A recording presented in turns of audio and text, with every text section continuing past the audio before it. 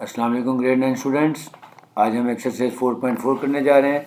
Exercise 4.3 में मैंने search और उसके ऑपरेशंस के बारे में, उसकी प्रॉपर्टीज़ के बारे में बताया था। तो 4.4 में उन्हीं की एप्लीकेशन है। तो लेट्स स्टार्ट, चलते हैं सीधे क्वेश्चन नंबर 1 की तरफ। स्लाइड आपके सामने। एक्सरसाइज 4.4, टॉपिक का नाम है algebraic expression and formulas. Rationalise the denominators of the following, यानी पार्ट नंबर 1। अब ये देखें, अगर आप मेरा पिछला लेक्चर देखें, उसमें मैंने प्रॉपर्टीज़ ऑफ सर्च बताई थी। तो 3/4 √3 है। तो डिनोमिनेटर को रैशनलाइज करना है, इसका मतलब है डिनोमिनेटर से हमने √3 को ख़त्म करना है।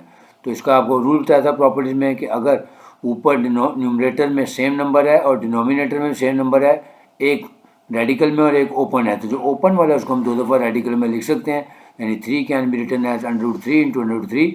अब ये √3 कैंसिल हो गया, तो हमारे पास आंसर आ गया √3/4, यानी डिनोमिनेटर से सर्ट खत्म हो गया। Next part number 2, 14 divided by square root of 98। अब 14 के पहले हम प्राइम फैक्टर्स निकाल लेते हैं, 2 × 7, तो 2.7 आ गए। अब 98 के प्राइम फैक्टर्स निकाल लेते हैं, वो आ रहा है 2.7.7, यानी देखें 2 7 14, 14 7 98।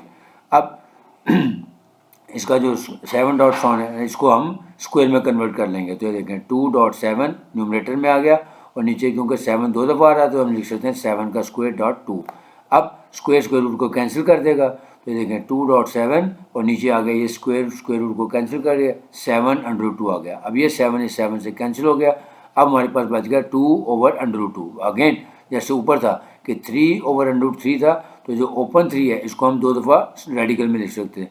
तो इस तरह हम इस 2 को 2 दफ़ा रेडिकल में लिखेंगे, यानी √2 इंटू √2, यानी देखें 2/√2 हमारे पास बच गया था। अब ये जो ओपन है इसको हम 2 दफ़ा रेडिकल में लिखेंगे, यानी square root of 2 into square root of 2 divided by square root of 2। अब ये एक स्क्वायर रूट ऑफ 2 एक स्क्वायर रूट ऑफ कैंसिल हो जाएगा, तो हमारे पास आंसर आ जाएगा √2। Next part number 3, 6 divided by √8 into √27। अब अगेन 6 के प्राइम फैक्टर्स निकालें, 2.3 यानी 2 3 6। अब 8 के प्राइम फैक्टर्स होंगे 2.2.2, ठीक हो गया। इसी तरह 27 के होंगे 3.3.3, क्योंकि 2 2 4, 4 2 8 और 3 3 9, 3 और 9 3 27। अब अगेन इसमें पेयरिंग करेंगे, एक ये पेयर बन रहा है 2 का और एक ये पेयर बन रहा है 3 का। इसको स्क्वायर में कन्वर्ट कर लें, जैसे आपको 4.3 में सिखाया था। तो ऊपर आ गया 2.3 और नीचे हो गया 2 का स्क्वायर डॉट 2 और फिर इसी तरह 3 का स्क्वायर डॉट 3। अब इनके जिनके ऊपर स्क्वायर है वो स्क्वायर रूट से कैंसिल हो जाएंगे और हमारे पास रिड्यूस होकर आ जाएगा 2.3 इंटू 2.3। अब ये ऊपर वाला 2 3 6, ये 2 3 6 से कैंसिल हो जाएगा, हमारे पास आंसर आ गया 1/√6। अब अगेन जब आ गया 1/√6, तो डिनोमिनेटर में तो अभी भी स्लाइड है, इसको खत्म करने का भी तरीका बताया था। अगेन आप 4.3 के में जाके देखेंगे तो रूल्स मैंने दिखाए थे या प्रॉपर्टीज और सर्च बताई थी कि अगर डिनोमिनेटर में कोई सर्ड है इसको ख़त्म करना हो तो क्या करेंगे, इसी सर्च से इसको मल्टीप्लाई भी कर देंगे और डिवाइड भी कर देंगे। तो देखिए 1/√6 था, तो इसको मल्टीप्लाई भी कर दूंगा √6 से और डिवाइड भी कर दूंगा √6 से। अब ये ऊपर वाला मल्टीप्लाई हो जाएगा, √6 आ जाएगा, और ये √6 को √6 से मल्टीप्लाई करेंगे तो 6 आ जाएगा, यानी √6 का स्क्वायर और स्क्वायर रूट को कैंसिल कर देगा। तो लिहाजा हमारे पास आंसर आ जाएगा √6 divided by 6। Next part number 4, 1/3 + 2√5। अब अगेन अब यहाँ पे देखें कि हमारे पास नीचे एक सर्ड है लेकिन इसका कॉन्जुगेट पेयर अवेलेबल है।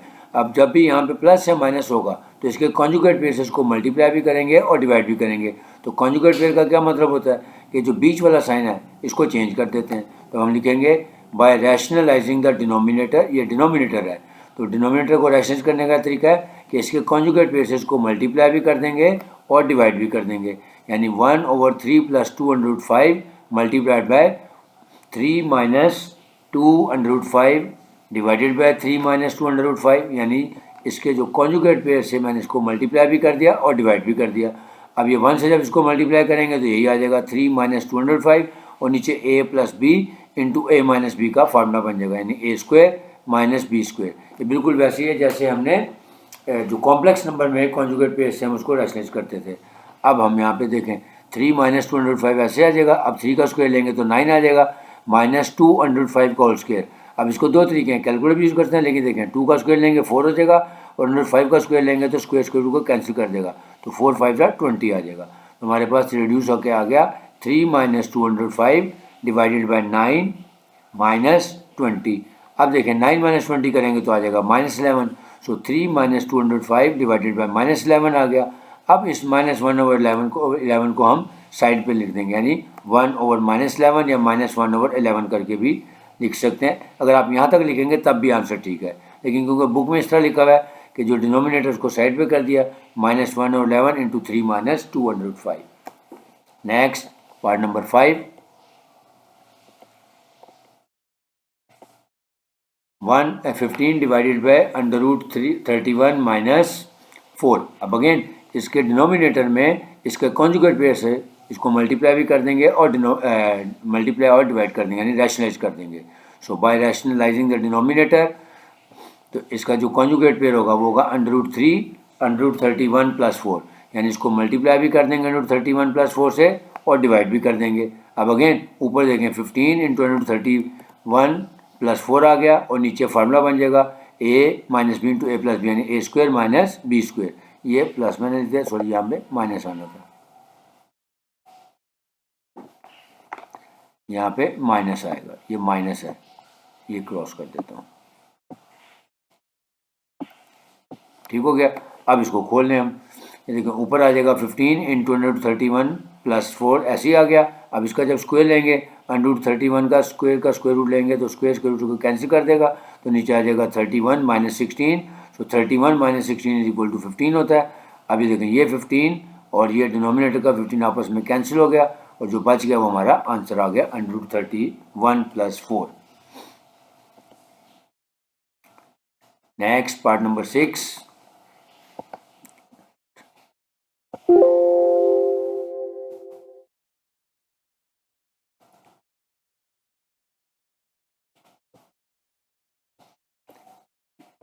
Part number 6,